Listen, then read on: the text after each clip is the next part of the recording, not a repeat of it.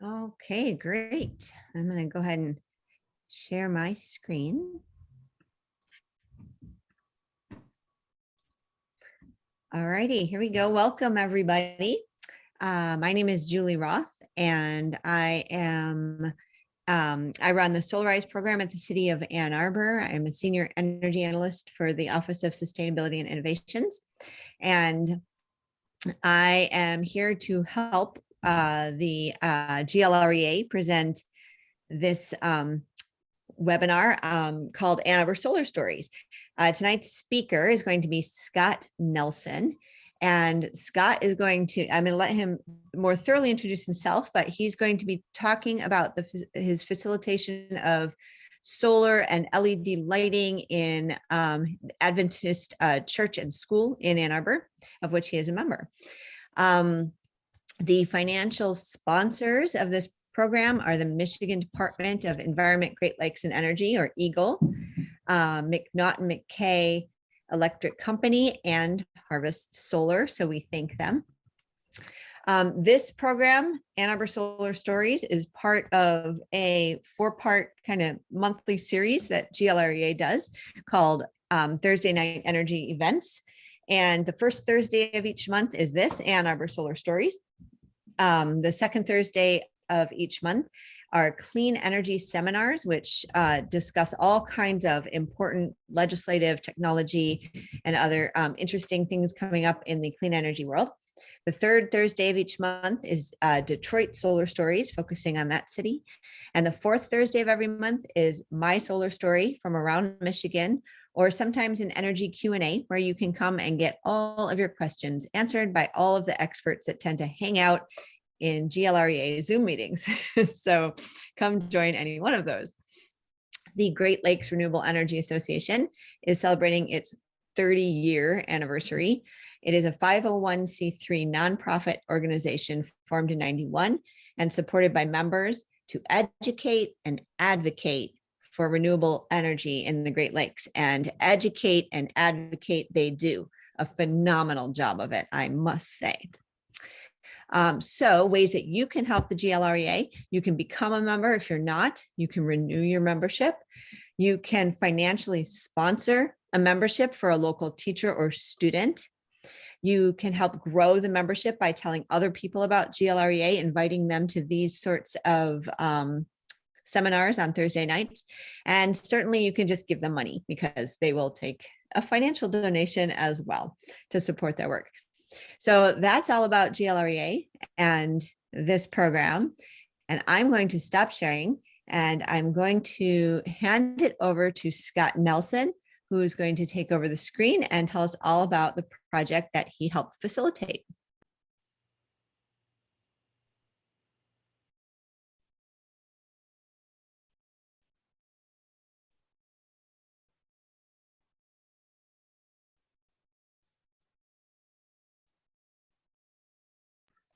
Scott, you are muted, or we can't hear you. You have to unmute yourself. There I go. There I go. I can be heard now? Yes. Okay. So I was saying that I asked permission, I think I have it, to do a 5-minute prelude to my presentation. It's very fresh because I'm doing this. I presented now to 3 Rotary clubs in the last 3 weeks, or in the last week. One yesterday, one today. And this is on a topic that's very closely related to climate change. And depending on the calculation you do, it's like tied for first with electric power generation as a greenhouse gas emitter. So please indulge me for the next 5 minutes as I go a little bit off course from solar. And then I promise to spend most of the time talking about the solar project. So from the beginning here, I am a member of the Plant-Rich Diet Task Force under the Environmental Sustainability Rotary Action Group, or SRAG. Rotary actually inaugurated a 7th focus group on protecting the environment. And actually in SRAG is a solar task force, but they're kind of hitting on a lot of things. So I'm going to invite you to a special one-of-a-kind challenge that our team has organized for you. It's called the Global 30-Day Plant-Rich Diet Challenge. And before telling you more about it, I would like to share with you why we chose to organize this month-long event for Rotarians and the public from around the world. As you may know, industrialized agriculture is a key contributor to global environmental degradation. Our mission is to inspire people around the globe to adopt a diet that will reduce their carbon footprint, promote global environmental sustainability, and improve human health. That diet is a plant-rich diet. We envision a world where Rotarians are leading this global food system transformation to protect and preserve our planet.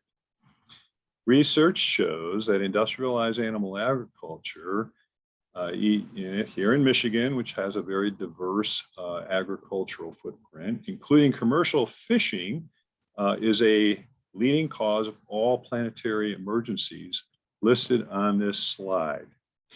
And I'll just say that at the Great Lakes Science Center here, we count the fish on the Great Lakes. And so we're very much involved with sustainable fisheries here in the Great Lakes region. So let's explore a couple of these issues.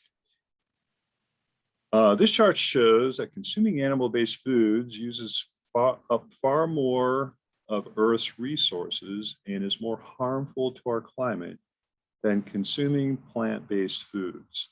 For every ton of protein consumed of each of these foods, producing animal-based foods, which are on the right, uses far more land, which is the green bar, far more water, which is the blue bar, and generates substantially more greenhouse gas emissions, which is the orange bar, than producing plant foods, which are on the left side of the chart. Regarding land use, the global livestock sector uses 83% of the entire world's agricultural land to graze livestock animals and to grow crops to feed the estimated 70 billion land animals we eat every year. And when it comes to water, growing over 1 billion tons of animal feed every year to raise livestock is putting stress on the world's freshwater resources. As for greenhouse gas emissions, producing chicken and pork emits about 3 times more greenhouse gases per unit of edible protein than producing legumes, and producing beef emits around 20 times more greenhouse gases. Now let's turn to deforestation. Planting trees or reforestation is critical to addressing climate change. However, preventing deforestation of existing forests is even more important because intact ecosystems absorb more carbon from our atmosphere than new forests do.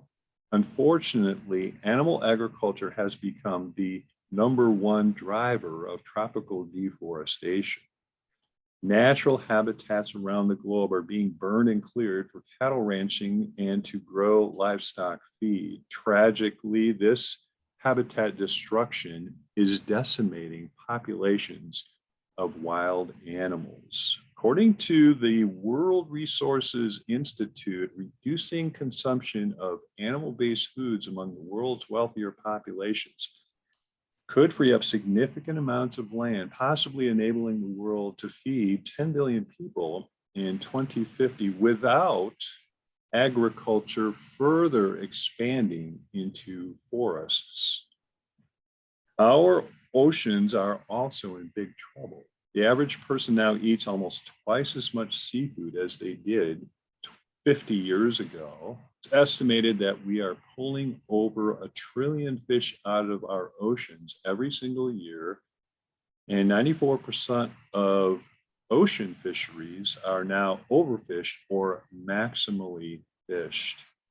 And populations of creatures like dolphins, sea turtles, whales, sharks, and rays are plummeting with some under threat of extinction since they get caught in fishing nets, on fishing hooks, or killed on the decks of fishing vessels.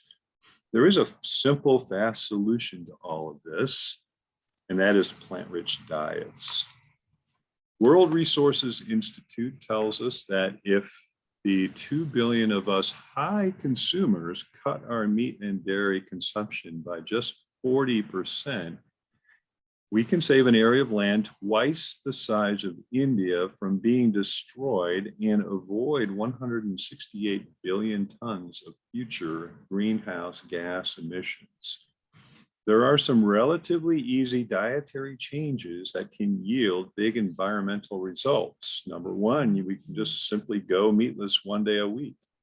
Number two, just make one meal a day 100% plant-based. Number three, swap cow's milk with a non-dairy milk like soy, flax, or oat, or simply eat a plant-rich or plant-based meal whenever we can. And plant-rich diets are significantly proven to lower the risk of chronic disease.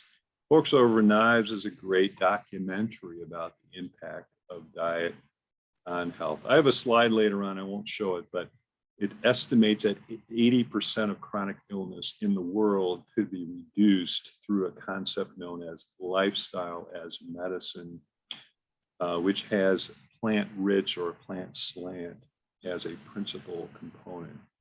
We all share one common home. Let's come together to restore our planet starting today by eating more plants and fewer animal products.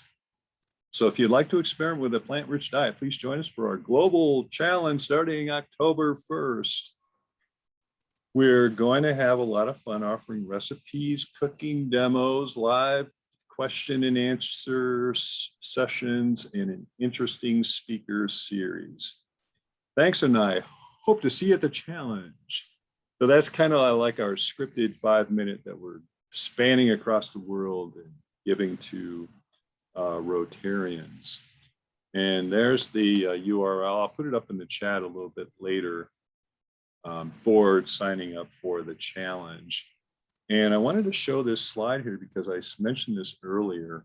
SRAG is partnered with Project Drawdown, a research organization that has evaluated the 76 available solutions for reducing global greenhouse gas emissions.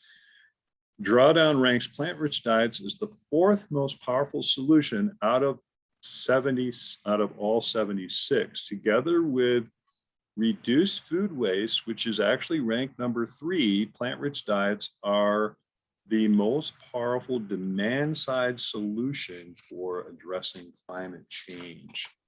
So if you're not familiar with Project Drawdown, this is one of their graphics, and you'll see that electricity production there bears 25% of current sources of greenhouse, and that's where our solar solution is. And then a close second there at 24% of the whole food and agriculture and land use aspect. All right, so that concludes I don't know if it was 5 minutes. I don't know if anybody was timing me, but let's switch over to solar power. That's what we all came here for. All right, so I'll take a pause there just for a second. And if you just want me to keep on cruising, Julie and John, I'll be happy to do so.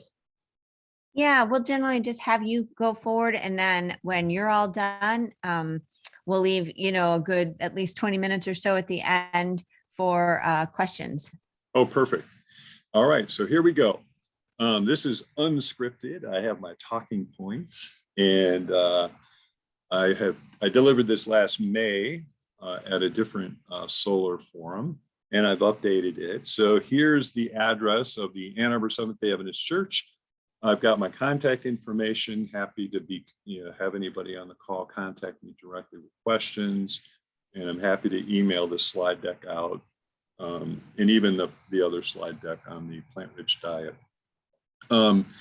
So Seventh-day Adventists and environmental sustainability. A few connecting points here. At the website at the top bullet there, the Adventist Church globally has actually sustainability statements, and one is specifically on climate change. There's a group here in Washtenaw County called Washtenaw Optimal Wellness, and that gets back to this plant-rich diet aspect. So the connection there between human health. If you're not familiar with the blue zones, that's National Geographic research that specifies that Adventists are identified as a long-living population based on certain lifestyle aspects. I did put in a rain garden, so I'm kind of a full-bodied environmentalist. And then I just got a note here that on the launch of Rotary's 7th focus area, and there's a link there to that. So the way I became acquainted with my solar project was through the City of Ann Arbor's Solar Faithful. That's just a picture. I inserted it on the rain garden. We are right across from the Cobblestone Farm. So feel free to drive in and check out the rain garden. At this point, it's matured. This was a picture in May. It's big and tall. I followed exactly the Washtenaw County Water Resources Commissioner recipe. They actually gave me this design, and I just implemented exactly as they told me to. So there's the solar panels up on the church. It's actually our school building, and those are a couple of the installers there from Larry's company. I think that's a picture that I took because I actually got up and wrangled some of those solar panels and had fun with the guys getting right into it. This is a Google Maps thing, and I think actually Larry provided this to me. It's a concept drawing. The concept is on the bottom. It shows you kind of where the solar panels are, and then I just for context, I put the spot where the rain garden is. That flat roof there, we're kind of looking north. So this is north up here. This is south down here. This flat roof slopes to the north. So the rainwater goes in that direction. The parking lot, the rainwater comes in the opposite direction. So it's a perfect spot for a rain garden.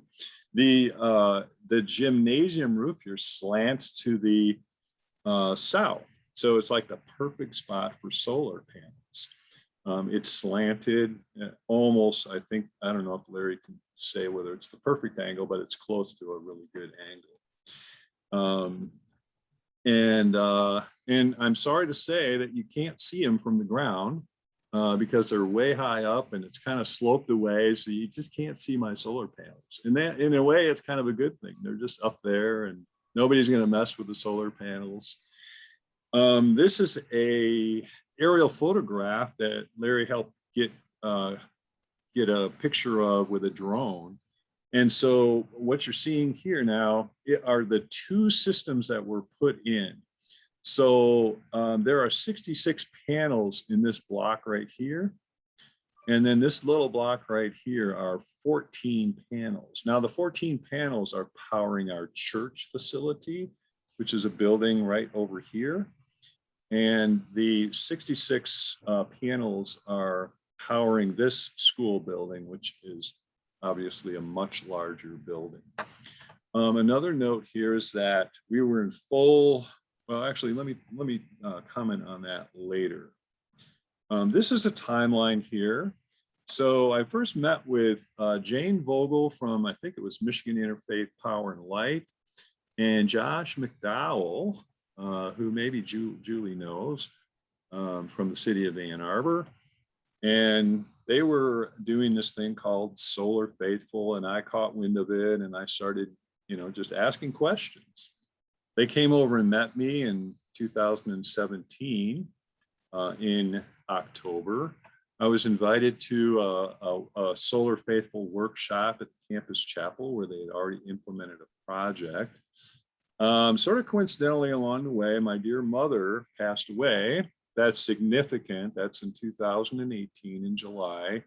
She left me with some money And so I became the sole investor of this project based on that distribution.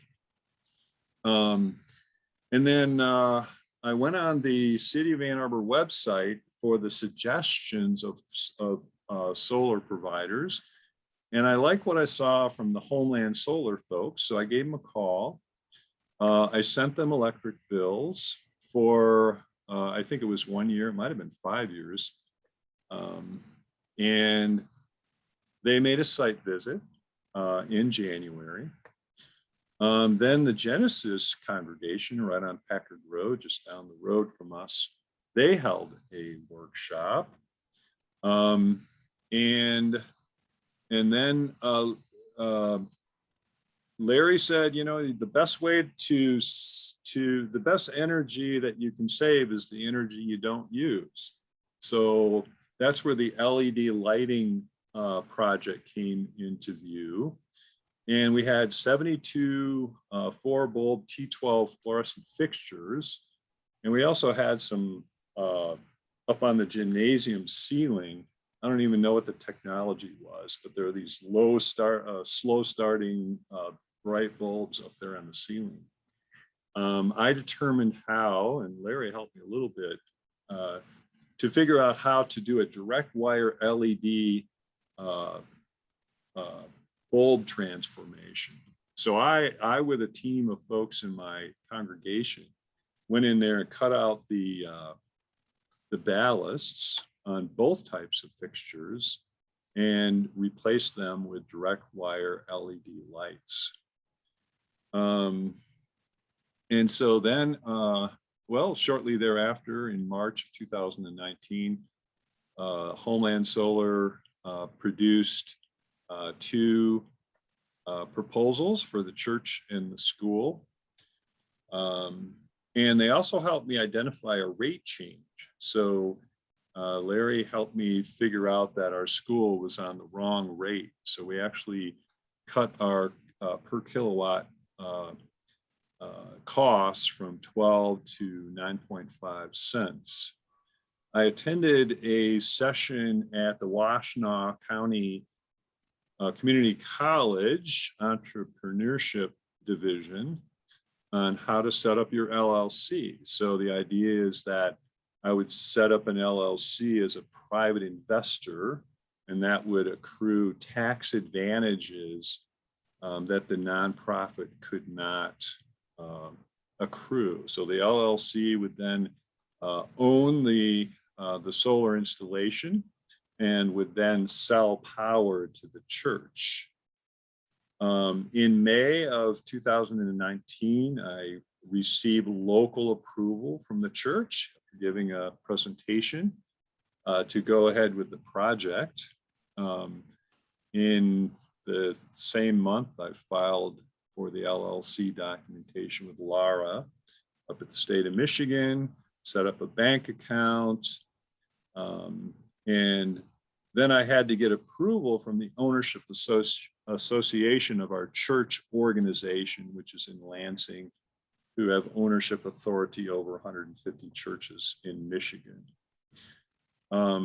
In August, the solar installation began, and that's when I got over there and helped wrangle those solar panels up on the roof.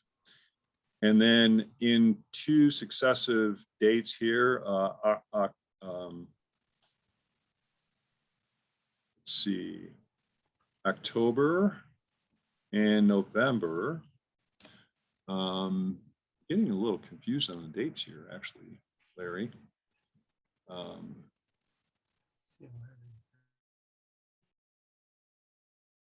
The system went live. So the reason why I'm getting confused on the dates is because I think we went live in actually 2019. I have to go back and review these dates. We were in a full year of production in the year 2020. And so I think my dates are actually a little wrong here. Yeah, these. 2019. Yeah, these dates right here should be 2019. And yeah, I need to revise this slide. I didn't catch that earlier. Okay, so let's keep going.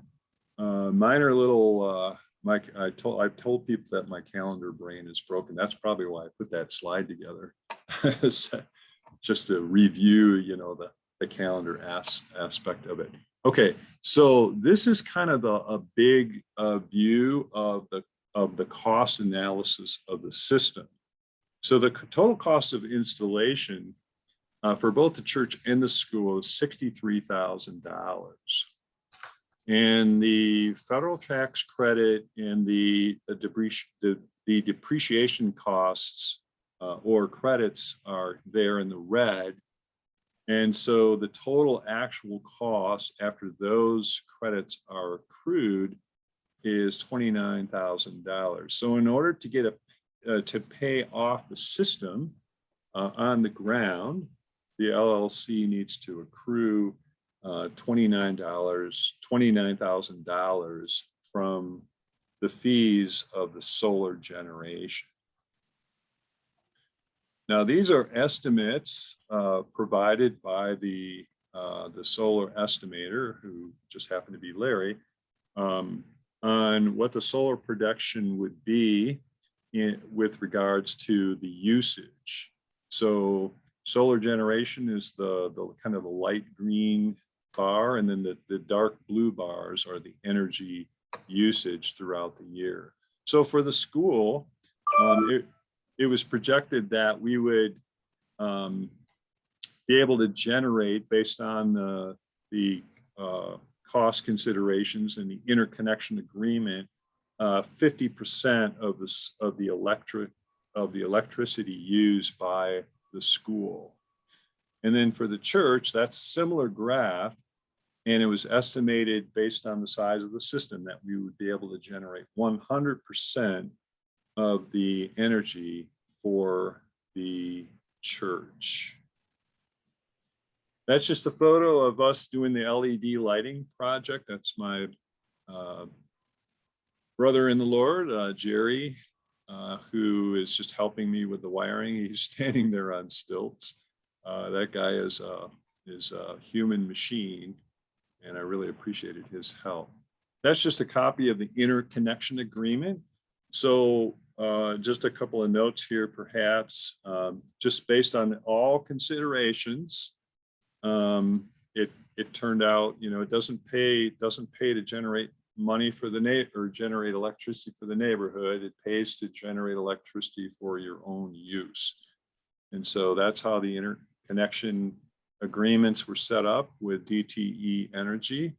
And so let's see, is there a date here? Anyway, the interconnection agreement came through from DTE Energy. There were some legal documents that Interfaith Power and Light helped to provide templates for, and probably the main one here, the least significant one, is the single member operating agreement. Because I'm the sole investor, it's just kind of me, myself, and I. That's who I had to agree with, as far as how the LLC would operate. For the Genesis Church down the road, they had several investors, so they had a cooperative of investors that put in, and they needed to figure out how they were going to operate that amongst themselves. And then the bottom one here was between me, the LLC operator, and the solar provider, the solar installer, that in this case, Homeland Solar. And they drew up those documents. This is how it's going to work with the installation and the payment and so forth up front. Perhaps the more complicated for me was to set up the agreement between the church and the LLC and get that approved by the ownership association up in Lansing. So those are the three kind of legal documents that were needed. The solar provider provided me with a tracking spreadsheet, And of course, there's no way you're going to understand this whole spreadsheet within the few short moments that I'm going to show it to you. But this is the solar performance tracking, including all the kind of the production, electrical production parameters, but also the cost parameters. And what's revealing here is this highlighted in yellow at the bottom right here.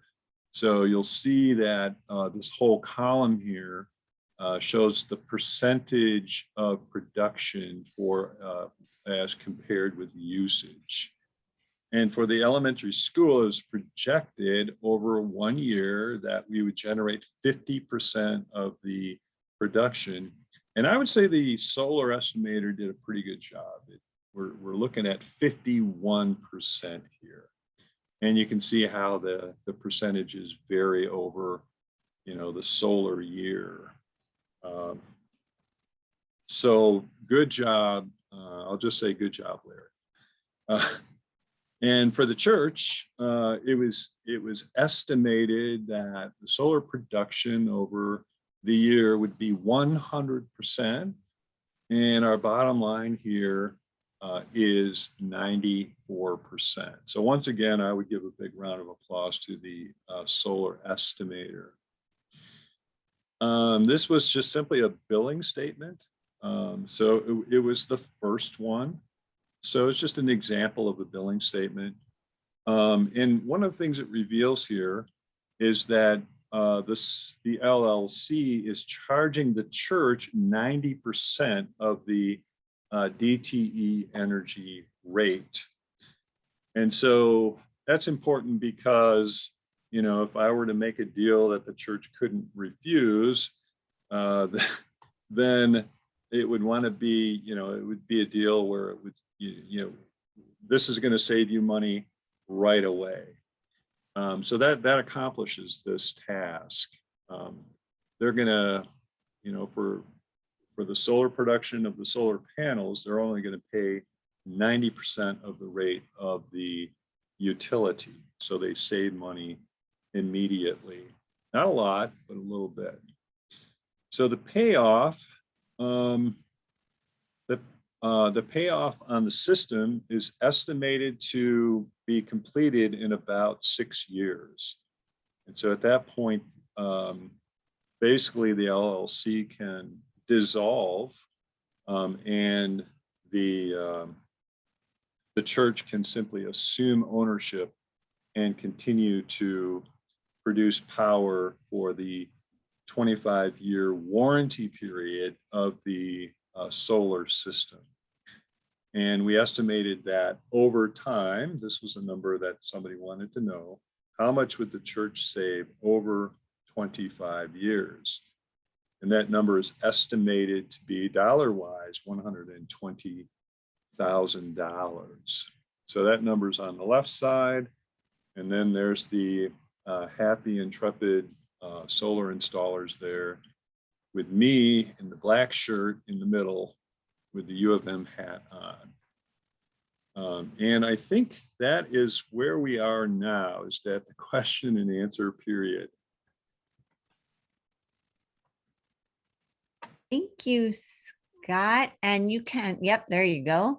I apologize. I might come on and off camera because I'm getting that dreaded your internet connection is unstable message that we've all probably become somewhat familiar with in Zoom world. So if I drop off camera, that's why. But in the meantime, thank you, Scott. And for one, although I was totally not expecting a plant-based diet introduction, I found it really interesting. And I always learn something at these meetings that I didn't expect to learn. So there you have it. Thank you.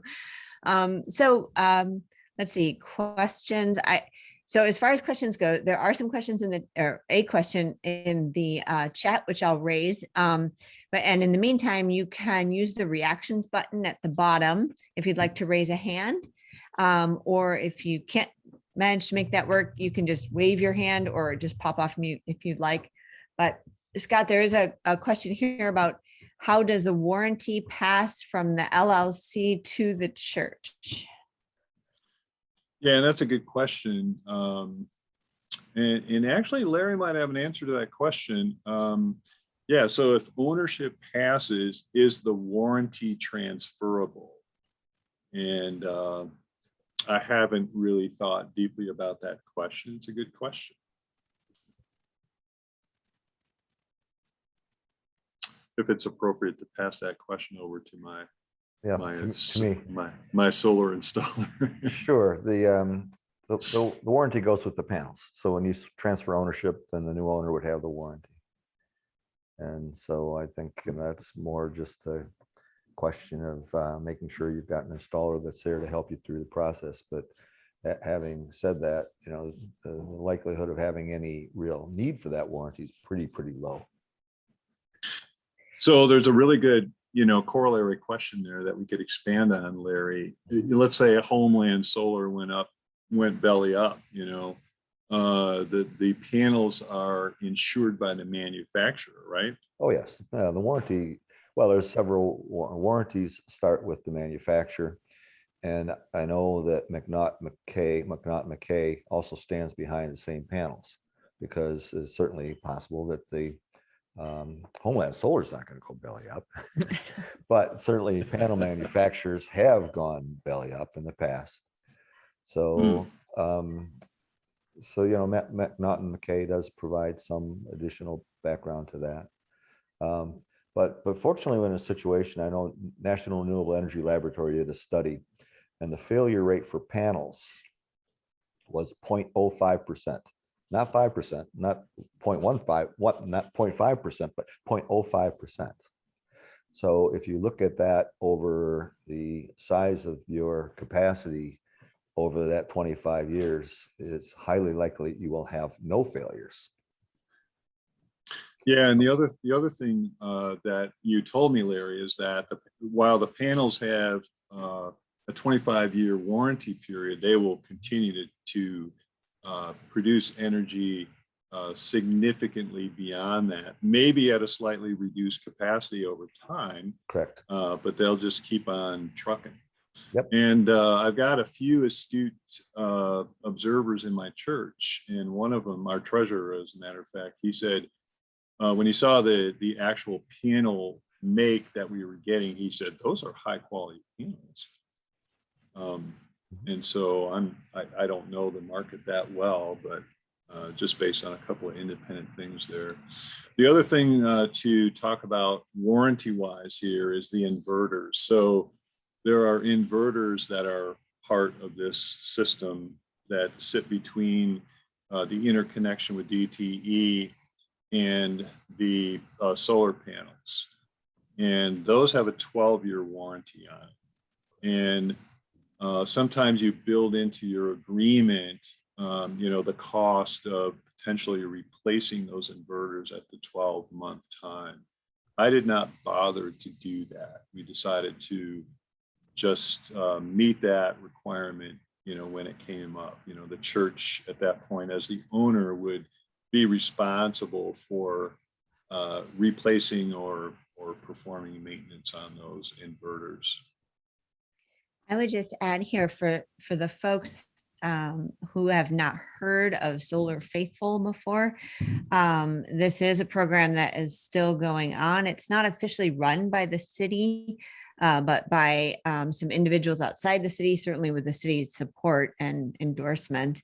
If anybody's interested, they work in this model of creating an LLC in order to take advantage of the investment tax credit to get solar panels onto roofs of houses of worship and also other nonprofits. So it doesn't have to be a house of worship. So if you have a nonprofit space, because nonprofits cannot take advantage of that tax credit. So they've developed this kind of investor model. Yeah, investor model, exactly. That can be in a single investor in the case of Scott, or it can be a group of investors, like a whole congregation or community that want to go in together and pitch in to get the solar panels up and then take the payments every month until they sort of pay themselves off. So it's a pretty successful model.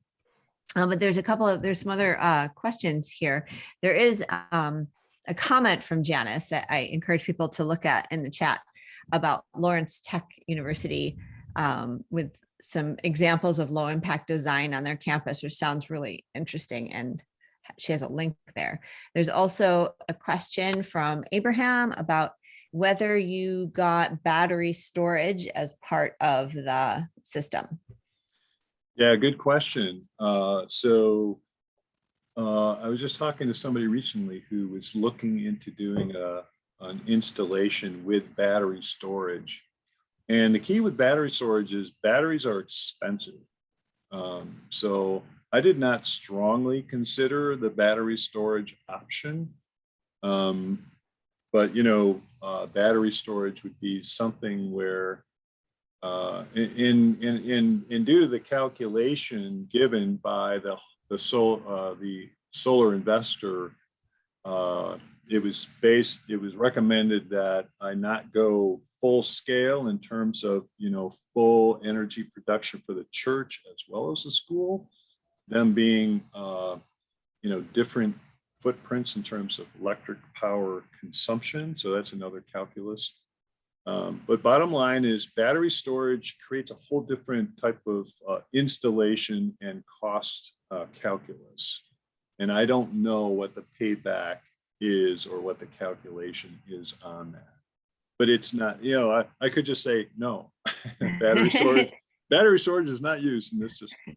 Yeah, and I think that when I work with folks who are getting solar and or solar plus storage on their homes, in general, the battery doesn't really add, it simply lengthens the payback time of your system. So if you're looking at, return on investment, but it provides backup generation, right? So I was just talking to one woman just recently who was going to spend $10,000 on a big generator and now is not, because she's going to spend that same amount of money on a battery instead. So if you're going to look for backup generation and some grid independence or resiliency, that's what a battery is really strongly. And I don't know in the case of your church and your school how important backup generation would be, but that's my 2 cents there. Yeah, that's a really good point. And another question could be, were you in full operation during the pandemic? Because the year 2020 was almost a full pandemic year. And the answer is yes. Our school was fully operated. And so our electric usage was pretty typical year over year. So. And then there's another question that says, who is responsible for the maintenance of the system? Is it the LLC or the church and the school? Yeah, so the answer to that is simply the owner is responsible. So right now, I'm responsible. But when the church takes ownership, they will be responsible. And of course, that's a partnership with whoever might be needed to be called in, for the, to fix whatever problem that crops up. So have there been any problems that have cropped up? I mean, has there been service that you've needed on the system since it's installed in July of 2019? Yeah, great question. And there was a problem right off the bat, shortly after installation, on one of the inverters. Okay. And so another component here that I didn't mention is Solar Edge. So Solar Edge is the cloud-based partner entity that interoperates with the inverters. So the inverters are actually plugged into the internet and they stream data up on a continuous basis. So I can go to a Solar Edge website, and I didn't actually demonstrate any of that. I could pop up the Solar Edge website right now, but you can actually look at each panel to see what it's doing in real time. And so you can really have a kind of a moment by moment knowledge of how the system is operating. That the one inverter was considered by the solar installer to be faulty right off the bat, and it was swapped out almost immediately. They took care of that problem right away. And is there a labor warranty that came with your system? Yeah, good question. Because you talked about, a warranty on materials, but we didn't talk about perhaps the labor cost that Homeland Solar might charge you after you've installed your system. So if they needed, yeah, go ahead, Larry. Yeah, I'll speak to that. We do have a workmanship warranty that we stand behind it, and also, I mean, we just do it. I mean, there was no charge associated with doing this warranty work. So the warranty, what you're asking, I guess, was Homeland reimbursed for it? I suspect we were, but we would have done it anyway. So if like 6 months from now, an inverter fails, I realize that the inverter is going to be replaced, but what about the labor It would not 6 cost months from anything. now? The labor free. The labor would be included. We just do that. Okay, because I'm having a problem with my solar provider. I'm not asking who it is, but it's not us. So, right? Right, it's not Homeland, it's someone Okay. else. Good. That's a fantastic question, actually. Yeah. Yeah, I think we would be well known in the community of Ann Arbor for being really there when you need us. And I can probably give you lots of testimonials, not just Scott's. So other questions for Scott or thoughts or comments? I have a question. My hand has been raised. Oh, I'm so sorry. You know what? The background of your picture is this almost the same color as the little hand. It is. So I apologize for missing it. Go ahead. You see it now? I see it now that I've seen it, right? Just speak up, Clayton. Okay. And you did. Yeah. So I have a few questions about mainly size and type of equipment, but I gather from what you said that you are using solar edge inverters. Is that correct? Yeah.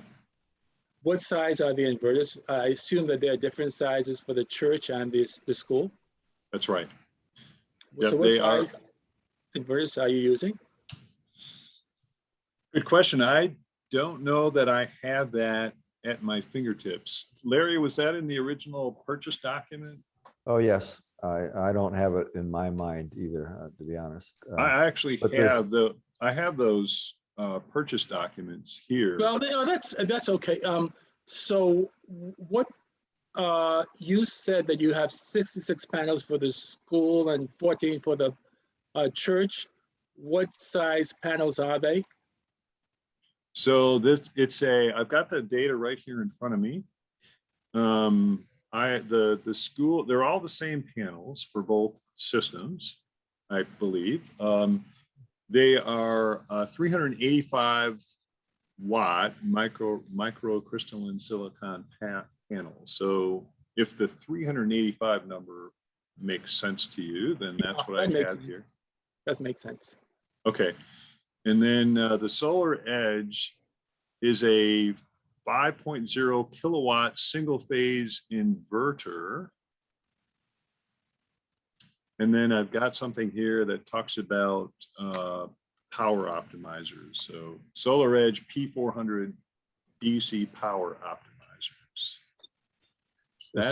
But I'm assuming that you have more than a 5K inverter for this. Scott, Yeah. I think the 5K was for the church. I think That is school correct. with 66 panels probably had 2 inverters, I guess.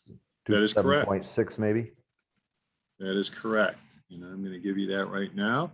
So so Clayton, for the school building, it's the same panels and it's a 20.0 kilowatt 480 volt 3-phase inverter, Solar Oh, Edge. mhm. Oh, so And- are you using 3-phase inverters for the school and single-phase inverters for the church? Sounds correct. Yes. Clayton, it sounds like you're planning a project. Yep. No, Yeah, it this is says what I right- do. So I'm just asking. Yeah, it says right here, single phase for the church and 3-phase for the school. Solar Edge P800 DC power optimizers for the school. And the 3-phase inverter was what, 20 kilowatt? 20 kilowatt. Yep. So 20 kilowatts for the school and 5 for the church? Correct. That's correct. Wow, okay. Thank you. Other questions for Scott around plant-based diets, because he clearly has a lot of information about that. So we don't forget. Well, one of the I things that- stopped. Sorry, go One ahead. of the things that Scott can do is give us his phone number again. He put his address on the screen and I saw part of the phone number. That'd be great to get that. Yeah, email maybe Scott, you address. can put your contact number, information in the chat, perhaps. Oh, it Sure, looks like Kels. Dale Petty. I see your hand. Hi, Yeah. Dale.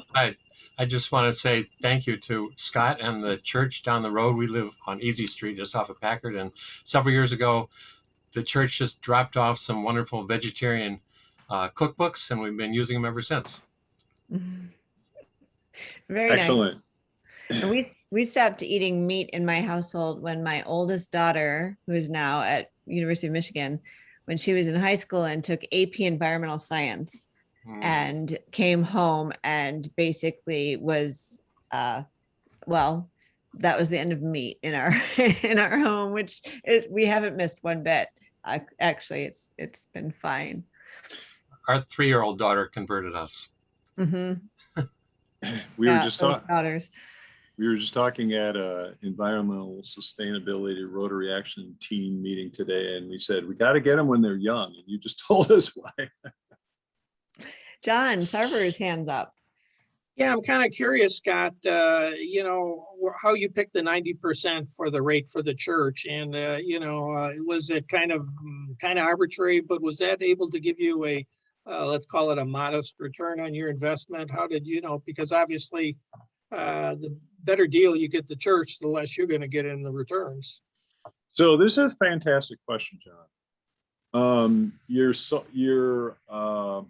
investor, investors are going to take different approaches. So the investor model works in a lot of different ways. Being a member of my church, I just decided that I was going to make essentially, and don't tell the IRS this because one of my tax providers said, no, you don't want to do that. So don't tell the IRS. I don't even know if he was speaking on behalf of the IRS. But basically, I said I'm making a no interest loan to the church straight up.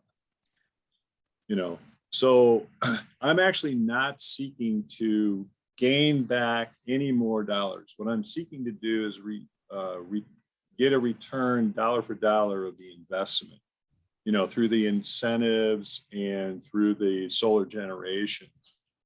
And that'll just actually keep my wife happy. But there are legitimate investor models where the investor actually is making a profit, for the LLC. And I think that's wholly legitimate. A person could actually go around and just be, an investor and do the planet well and make a little money at the same time. So. Yeah, thanks, Scott. That's great. The models that I am familiar with in the solar faithful sort of model of things generally use what they call impact investors, meaning investors that want to make an impact, and the rate of return for them, they're not looking for large rates of return where they could, go somewhere else and make lots of money with their money, but they're looking for impact with their money and less rate of return. In Scott's case, apparently no rate of return or Right. zero interest or so forth. So Yeah, or if you take into cost of living and inflation, then I'm losing. you're losing money, right? But saving the planet. So, it's all I'm into good. that. I'm into that. Yeah, I can tell. Me too. Anyone else? We have a last 5 minutes. If anyone else wants to sneak in any questions. Scott, are you vegan? I am vegan. Yeah, so that's a pretty good question. Do I practice what I preach? Yeah, so after a kind of a long exploration all my adult life, I turned vegan about 30 years ago. Yeah. Oh, and you've been vegan ever since. Vegan ever since, yeah. And at age 65, I turned 65 on August 1st. Everybody can just wish me a happy birthday. Happy birthday.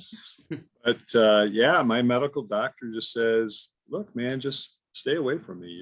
I got bigger fish to fry than you. You need a new metaphor. Exactly. I have bigger carrots to boil than you. There you go. I think we should end on that note because that just made me happy. But what does So, your doctor mean by that? Does he mean oh. that there are issues about the diet that he's concerned about? What's that? What does it mean that he has bigger fish to fry than He has versus- yes, he has sicker people to deal with than me. but you're not sick?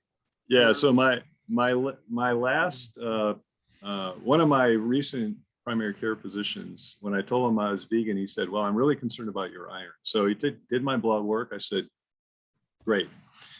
And he sent the blood work back and he said, not only is there no problem with your iron, but your blood work is amazing.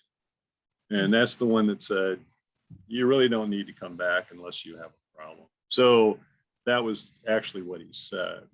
Yeah. Nice. Nice. On that note, thank you all for attending Ann Arbor Solar Stories.